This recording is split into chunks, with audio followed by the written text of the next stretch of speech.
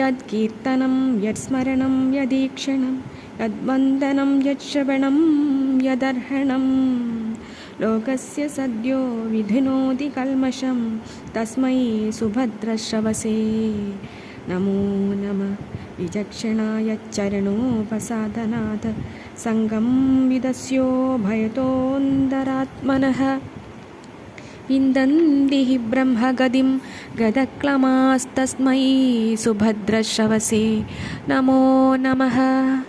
तपस्विनो दानपरा यशस्विनो मनस्विनो मन्त्रविदः सुमङ्गलाः क्षेमं न विन्दन्ति विनायदर्पणं तस्मै सुभद्रश्रवसे नमो नमः।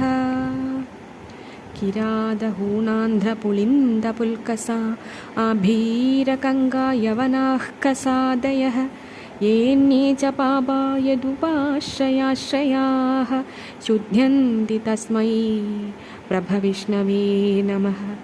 स एष आत्मात्मवदामधीश्वरस्त्रयीमयो धर्ममयस्तपोमयः गदव्यलीकैरजशङ्करादिभिर्वितर्क्यलिङ्गो भगवान् प्रसीदताम्।